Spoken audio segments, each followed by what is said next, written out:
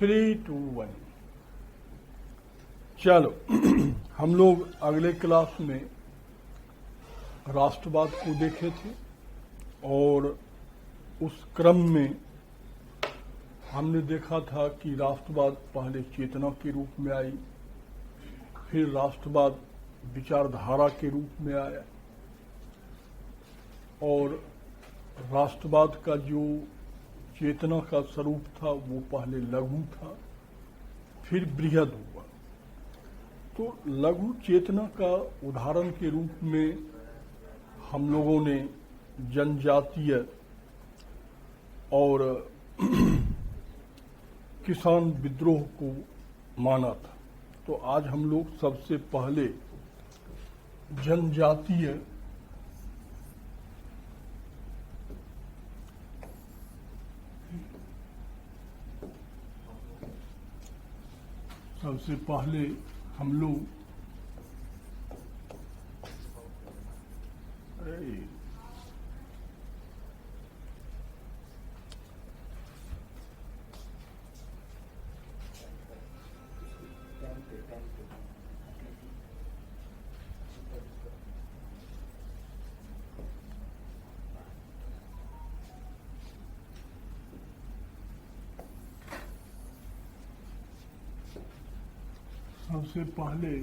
हम लोग जनजातीय विद्रोह देखेंगे, ठीक है। और इस जनजातीय विद्रोह में सबसे पहले स्वाभाविक है कारण, ठीक है। देखो, जनजाति मतलब आदिम जनजाति, जिसको सामान्य भाषा में हम क्या कहते हैं, आदिवासी, ठीक है। तो ये जनजातीय लोग जो थे पहाड़ी और जंगलों के सुदूर क्षेत्रों में निवास करते थे, आज भी करते हैं, और इनका अपना अपना क्षेत्र होता है। और ये जनजाति या आदिम जनजाति किसी भी बाहरी हस्तक्षेप को स्वीकार नहीं करती है। और हमारे यहाँ के भी जो भारतीय शासक थे सामान्यतः इनके मामलों में न के बराबर ही हस्तक्षेप करते थे, किंतु जब ब्रिटिशर्स भारत आया तो तुम लोगों को पता ही है कि जब ब्रिटिश शासन का विस्तार हुआ तो उन्होंने आदिवासी के मामलों में भी हस्तक्षेप करना प्रारंभ किया। और इसका प्रमुख कारण क्या था वो भी तुम लोगों को पता है कि वास्तव में ये औपनिवेशिक शासन था और भारत वो पैसा कमाने के लिए आया था। इसलिए उन्होंने भारत के अधिक से अधिक संसाधनों पर नियंत्रण करना और उसके दोहन का प्रयास किया। तो इस क्रम में जनजातियों में भी हस्तक्षेप होना प्रारंभ हो गया। अब देखो, उसका कारण क्या होता है कि जनजाति जो है, सबसे पहला कारण कि जो जनजाति है वो सामुदायिक संपत्ति पर विश्वास करता है। सामुदायिक संपत्ति की अवधारणा क्या होती है? सामुदायिक संपत्ति, जैसे मान लो एक संथाली क्या है, आदिवासी है, तो संथाल एक क्षेत्र है, ठीक है, जो बंगाल के बर्धमान से लेकर या झारखंड के राजमहल की पहाड़ियों से लेकर मुंगेर तक का जो क्षेत्र है, छोटा नागपुर के पठार का, उसको हम क्या कहते हैं, संथाल क्षेत्र। अब वहां पर कोई निजी संपत्ति की अवधारणा नहीं है, वहां किसी व्यक्ति विशेष की संपत्ति नहीं है।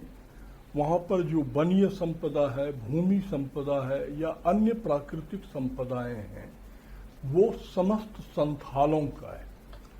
और संथाल अपने जीविकोपार्जन के लिए उनको जिन जिन चीजों की आवश्यकता है, चाहे वह जलाने की लकड़ी की आवश्यकता हो, चाहे क्या कहते हो औषधि की आवश्यकता हो, चाहे महुए की, माड़ी की, कुछ चीज की फल फूल साग सब्जी जो भी आवश्यकता है, वो उस क्षेत्र से क्या करता है,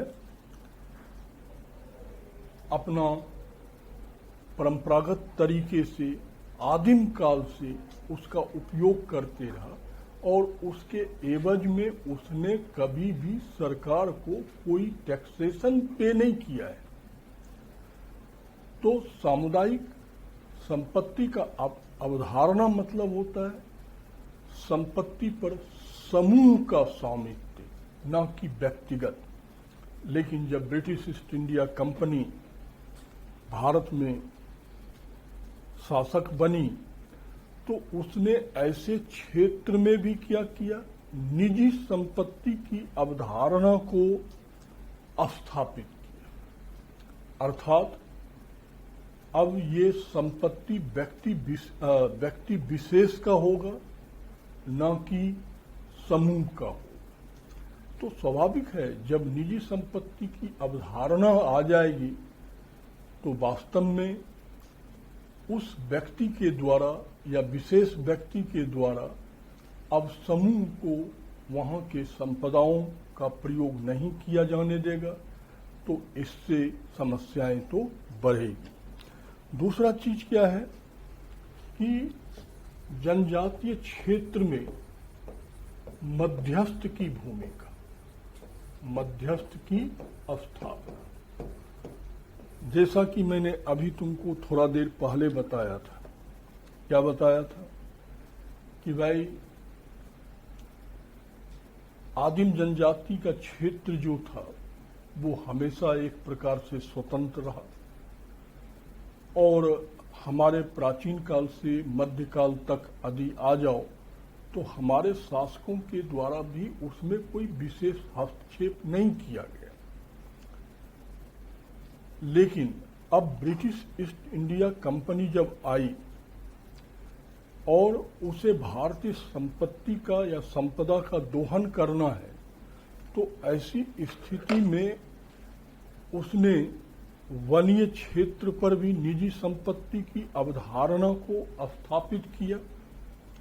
तो निजी संपत्ति की अवधारणा के साथ ही साथ इन क्षेत्रों में भी जमींदार, ठेकेदार, साहूकार जैसे शोषक समूह स्थापित किए गए।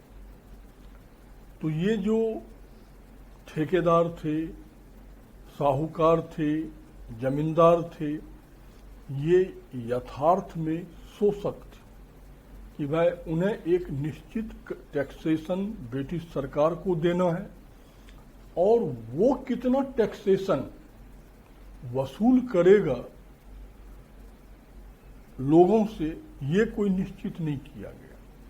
तो इनके द्वारा जनजातीय लोगों का बहुत ज्यादा शोषण किया गया। तो स्वाभाविक है कि जनजातियों में क्या होगा, इस विद्रोह की भावनाएं आएगी, क्योंकि वो उसके जीविकोपार्जन से जुड़े हुए मसले थे। तीसरा चीज क्या कारण बनता है, वो है अनुबंधित श्रमिक। आदिवासी या जनजातीय लोग जो हैं ये स्वतंत्र रूप में काम करते थे, अपना काम करते थे। लेकिन ब्रिटिश सरकार ने इन्हें अनुबंधित श्रमिक के रूप में सैनिक शिविर और बागान उद्योग में श्रमिक के रूप में लगा दिया। मिनिमम देना, मैक्सिमम काम लेना। तो इसलिए भी इनमें विद्रोह के क्या थे, इसमें बहुत ज्यादा विद्रोही तेवर आना प्रारंभ हुआ। और चौथा कारण है अफीम और महुआ।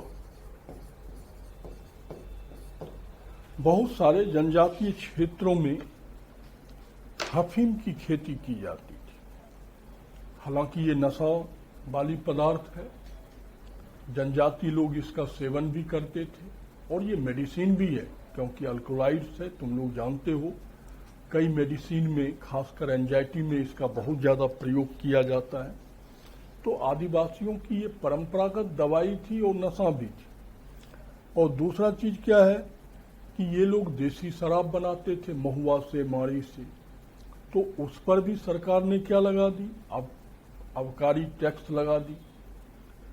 अब स्वाभाविक है कि जो इनके आदत या इनकी संस्कृति का हिस्सा कह सकते हो, महुआ, मारी, हफीम, अब है तो ये नशीली पदार्थ, लेकिन इन आदिवासियों के संस्कृति का हिस्सा है, क्योंकि ये चीजें ये अपने पूजा में भी प्रयोग करता है, ये अपने धार्मिक कार्यों में भी इसका क्या करता है, प्रयोग करता है।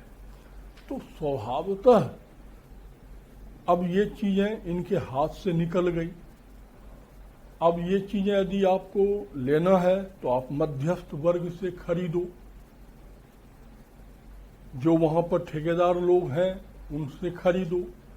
अब वो इनसे मुद्राएं लेते थे, इनके पास मुद्राएं नहीं थी, तो ये अपने जो धन दौलत होते थे वो उनके यहाँ गिरवी रख देते थे, छुड़ा नहीं पाते थे। और इसके साथ ही साथ जो पांचवी चीज हमारे सामने आ रही है वो है इसकी परिवर्ती खेती, झूम खेती, जिसको झूम खेती कहते हैं ज्योग्राफी के अंदर में।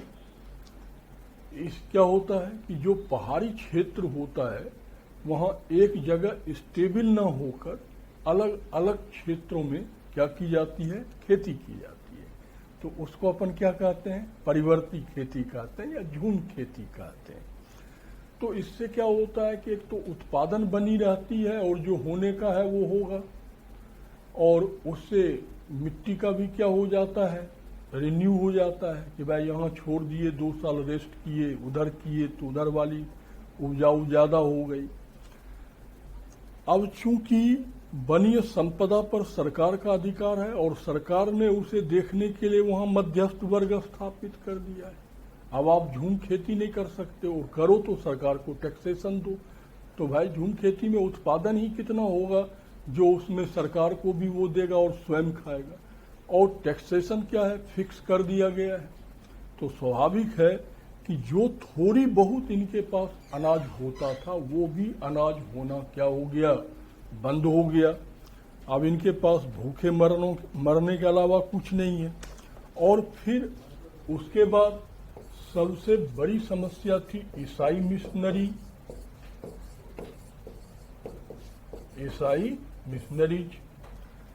ये 1813 के बाद भारत में आ गए और इनने सेवा के नाम पे मेवा खिलाना शुरू कर दिया। जानते हो ये लोग आज भी मेवा खिलाते हैं, स्वास्थ्य के नाम पर, शिक्षा के नाम पर, अन्य सर्विसेज के नाम पर ये धर्मांतरण करवाने लगे और सहज निरक्षर जनजाति लोग इनके झांसे में आ गए। तो इन्हें लगा कि ये हमारी संस्कृति को भी क्या करेगा, खत्म कर देगा, हमारे प्राकृतिक धर्म को भी खत्म कर देगा। तो इसमें इसको लेकर भी कई सुधारात्मक क्या हुए हैं, विद्रोह हुए हैं। तो वास्तव में जनजातियों में विद्रोह के कारण ये है। ठीक है, अब देखो, अब दूसरा चीज हमें देखना होगा क्या,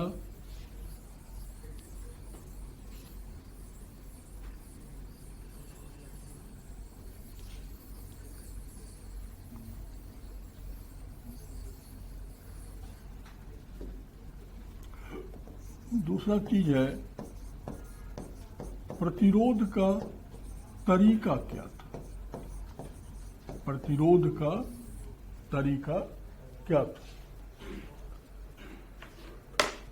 तो देखो, इसमें 2 ही तरीका है। एक क्या है, मसीहावादी तरीका है, और दूसरा क्या है, आंतरिक सुधार इसका तरीका है। दो ही तरीके हैं। सामान्यतः आप आदिवासी विद्रोह को देखोगे तो सामान्यतः क्या होता है कि अकस्मात विद्रोह का रूप ले लेगा और ज्वालामुखी की तरह क्या हो जाएगा, विस्फोट कर जाएगा और फिर क्या होगा, शांत हो जाएगा। इस विद्रोह को किसी भी आधुनिक विचारधारा का समर्थन प्राप्त नहीं था। इसलिए या ये अपने प्रतिरोध में धर्म और मसीहावादी दृष्टिकोण का क्या करता है, सहारा लेता है। शायद नहीं समझे होंगे, फिर समझो। इनकी अपनी स्थानीय समस्या है और ये अपने शोषक के खिलाफ क्या करता है, विद्रोह करता है, जो अचानक देखोगे विस्फोट का रूप धारण कर लेता है और फिर शांत हो जाएगा। क्योंकि ये बेचारे ट्राइब्स हैं, इनका बाहरी दुनिया से कोई संपर्क